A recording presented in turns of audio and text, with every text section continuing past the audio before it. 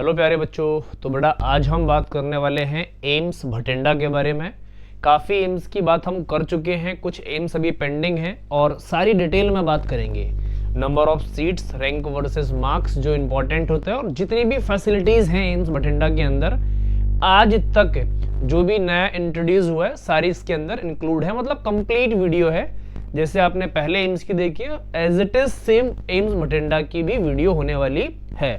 Last तक देखना, बहुत कुछ समझ में आएगा बच्चों आपको। सबसे पहले बात करते हैं बच्चों इसके स्ट्रक्चर की। तो एकदम फर्स्ट क्लास शानदार स्ट्रक्चर है। एरिया देखो 179 एकड़ है, मतलब बहुत ज़्यादा एरिया में फैले होते हैं सभी एम्स, क्योंकि यहाँ पर हमेशा काम चलता रहता है। फ्यूचर में आने वाली 10 से 15 साल तक काम कंटिन्यू चलता रहता है, क्योंकि बहुत सारा हमें डिपार्टमेंटल चीज़ें को डिफ्रेंशिएट करना पड़ता है अलग अलग तरीके से। बिल्डिंग बहुत शानदार है, लाजवाब है। कैंपस के अंदर बहुत सारी फैसिलिटीज़ हैं और एम्स है तो टैग ही बहुत बड़ा होता है। एम्स का मतलब बच्चों काफ़ी कुछ हो जाता है। किसी के सामने आप रिप्रेजेंट करोगे कि आप एम्स भटिंडा में पढ़ते हो या किसी अदर एम्स में पढ़ते हो, तो आपकी वैल्यू बहुत ज़्यादा इंक्रीज हो जाएगी, ध्यान रखेंगे। तो बिल्डिंग इंफ्रास्ट्रक्चर बच्चों फर्स्ट क्लास है, A1 क्वालिटी का होता है एम्स का इंफ्रास्ट्रक्चर, और एम्स भटिंडा की बिल्डिंग जो है वो काफ़ी शानदार है।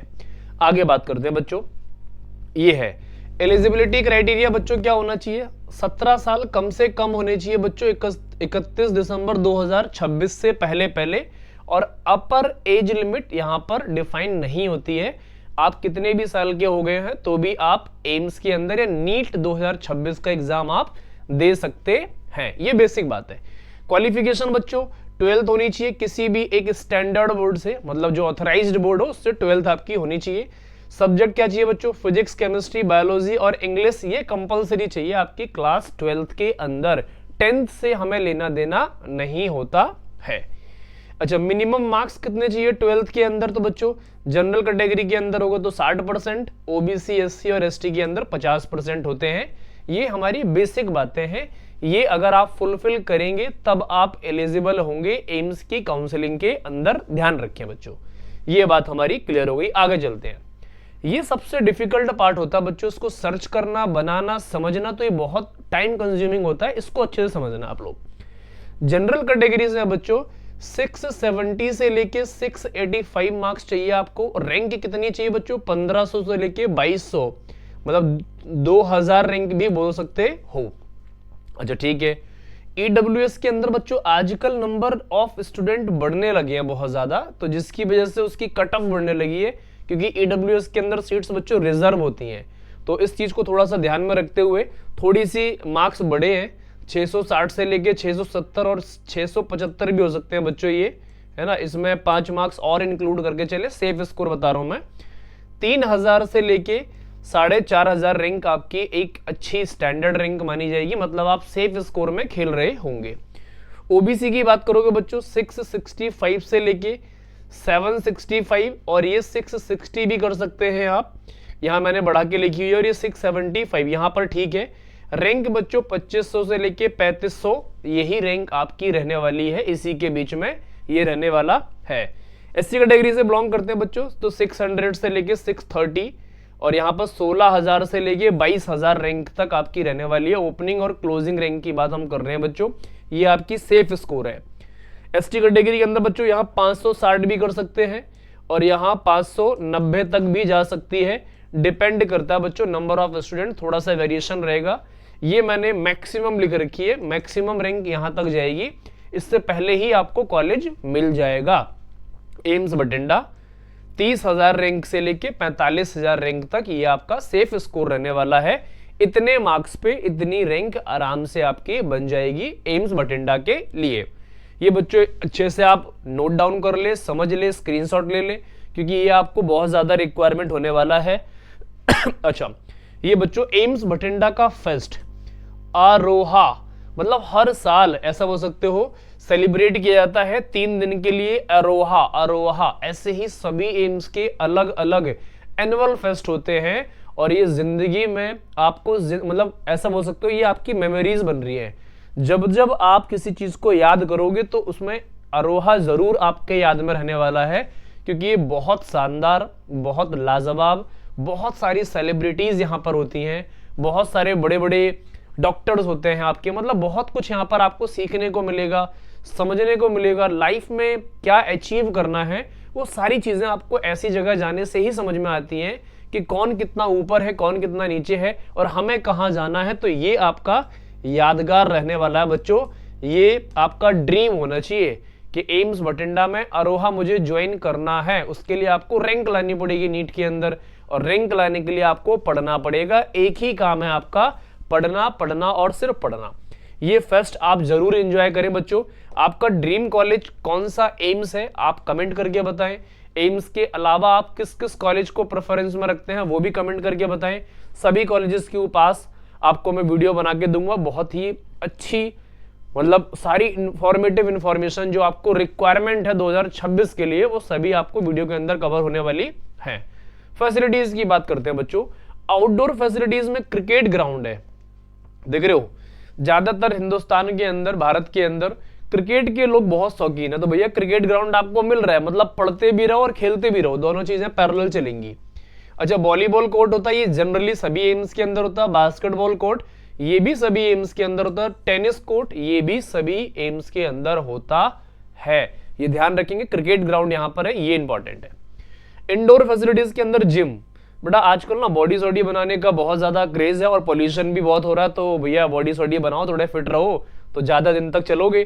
तो बच्चों जिम आपको मिलेगा और इतनी कम फीस में होती है ये सारी चीजें, ये मतलब हर कोई अफोर्ड कर सकता है और एम्स में पढ़ने वाला बच्चा तो बेटा जरूर कर सकता है, क्योंकि यहाँ पर तो गवर्नमेंट सारा खर्चा उठा रही है। सिर्फ आपको एक ही काम दिया है गवर्नमेंट ने, दैट इज कॉल्ड पढ़ना, बस बात खत्म। अच्छा, यहाँ पे स्विमिंग पूल भी है, ये बच्चों बहुत कम एम्स के अंदर होता है। स्विमिंग पूल यहाँ पर बना हुआ है क्योंकि एम्स बठिंडा नए एम्स में काउंट होता है, और जब नए एम्स में काउंट होगा तो एक्स्ट्रा फैसिलिटीज और इंक्लूड करके बनाती है सरकार, ताकि आपको जो मिस कर रहे थे वो भी चीजें इंक्लूड कर दी जाए। टेबल टेनिस मिलने वाला है बच्चों, बैडमिंटन कोर्ट मिलने वाला है आपको।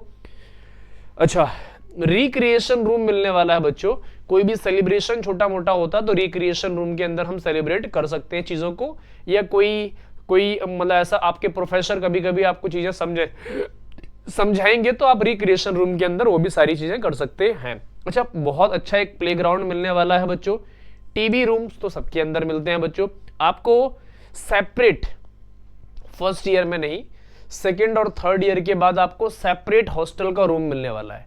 पहली साल में शायद आपको कॉम्प्रोमाइज करना पड़े, 2 लोग हो, 2 बच्चे आपके साथ रहे, लेकिन सेकेंड और थर्ड ईयर में जैसे ही आप जाएंगे आपको इंडिविजुअली सेपरेट रूम दिया जाने लगेगा, क्योंकि आप सीनियर कैटेगरी में पहुंच जाएंगे, ध्यान रखेंगे, है ना बच्चों। तो ये सारी चीजें लाइक टेबल टेनिस, ये सारी चीजें मिलने वाली है आपको। मतलब ऐसा बोल लो कि जितने भी गेम्स होते हैं, ये जो भी आपको लगता है कि आप बोर हो रहे हैं कभी, या आपको किसी स्पोर्ट्स के अंदर जाना है, तो आप इन चीजों को भी ज्वाइन कर सकते हैं। पढ़ाई के साथ साथ बच्चों स्पोर्ट्स फैसिलिटीज को भी आपको पैरेलली ज्वाइन करनी है। ये एक इंपॉर्टेंट सेक्शन दोबारा से आ गया बच्चों।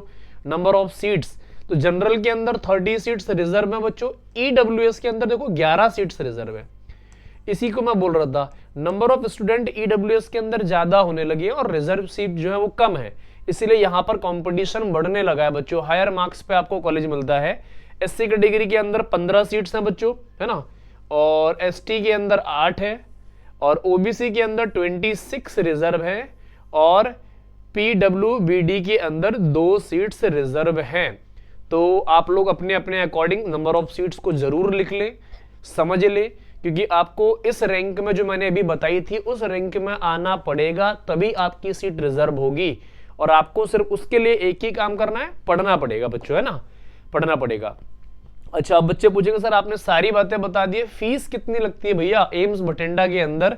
तो बेटा फीस तो इतनी कम होती है कि आपका 1 महीने का खर्चा उससे ज्यादा होता है, क्योंकि गवर्नमेंट आपको 1.5 CR और कम से कम बताऊं तो 1 CR प्लस की डिग्री आपको प्रोवाइड कर रही है, और बिल्कुल फ्री, मान के चलो बिल्कुल फ्री। कैसे बच्चों? ट्यूशन फीस 1831 रुपए लगनी है पर साल की आपकी, 4 साल इंक्लूड कर लो, 5वीं साल में भैया आपको खुद ही पैसे मिलने लगते हैं इंटर्नशिप के, तो वहां फिर आप एंजॉय करोगे। 7026 रुपए लगने हैं आपके सिर्फ। मान लो भैया इसमें हॉस्टल, जिम सब कुछ मिला मिलू के टोटल फीस 10 से 12 हजार लगनी है आपकी 4 साल की। मतलब 12,000 रुपए में आप 1.5 CR की डिग्री ले रहे हो भैया, इससे सस्ता क्या चाहिए यार। तो बस आपको एक ही काम करना है भाई, पढ़ना है, सिर्फ पढ़ना है। पढ़ो, सिलेक्शन करवाओ और 1.5 CR 1 CR से ऊपर की डिग्री ले जाओ, सरकार बोल रही है फ्री में ले जाओ भैया। क्यों? हमें अच्छे डॉक्टर्स चाहिए भारत के अंदर। अच्छे डॉक्टर्स के लिए एम्स में जाना जरूरी है, किसी गवर्नमेंट मेडिकल कॉलेज में जाना जरूरी है बच्चों, उसके लिए आपको पढ़ना पड़ेगा, ये मस्ट है, ध्यान रखेंगे बच्चों। अच्छा, कुछ प्रिपरेशन टिप्स की अगर मैं बात करूं तो बच्चों अब आपका सिलेबस खत्म हो जाना चाहिए, कंप्लीट सिलेबस हो जाना चाहिए। कंप्लीट हो जाना चाहिए आपका पूरा कोर्स, पूरा सिलेबस, फिजिक्स, केमिस्ट्री और बायोलॉजी, तीनों ही आपके सब्जेक्ट पूरे हो जाने चाहिए। अगर नहीं हुए हैं किसी को तो बड़ा जल्दी से जल्दी खत्म करो, पहली इंपॉर्टेंट चीज। दूसरी इंपॉर्टेंट चीज, आप लोगों को बच्चों मेंस के, जेई मेंस के 5 साल के पेपर करने हैं। कितने करने हैं बच्चों? 5 इयर्स के पेपर करने हैं जेई मेंस के। अब कहोगे सर क्यों करने हैं? तो बेटा जितने भी रैंक होल्डर बच्चे होते हैं उनको जेई मेंस लेवल टच करना पड़ता है, क्योंकि एक भी क्वेश्चन अगर आपका गलत हो गया या बाय फॉल्ट आपको नहीं आया तो आपकी 3 से 4,000 रैंक, बल्कि ऊपर रैंक पे जाओगे तो 5 से 6,000 रैंक आपकी कम हो जाएगी। ये जेई मेंस के क्वेश्चन से आपका कॉन्सेप्ट डेवलप और अच्छा होगा और ज्यादा कॉन्फिडेंस फील करेंगे और ज्यादा आपके कॉन्सेप्ट स्ट्रांग हो जाएंगे। तो इन क्वेश्चंस को लर्न नहीं करना है, सीखना है इनको। क्या करना बच्चों? सीखना है इनको, याद नहीं करने जेई मेंस के। तीसरी इंपॉर्टेंट चीज, पहले एम्स हुआ करता था, एम्स के पीवाईक्यूज आपको आज भी देखने हैं। जो पहले एम्स हुआ करता था उसके पीवाईक्यू आपको आज भी सॉल्व करने हैं, कुछ इंफॉर्मेटिव बातें आपको वहां से मिल जाएंगी। चौथा, एनसीईआरटी एग्जाम्पलर अगर आपने अभी तक नहीं देखी है तो एक बार इसके सारे एग्जाम्पल, सारे क्वेश्चंस को एक बार थ्रू आउट जरूर कर ले।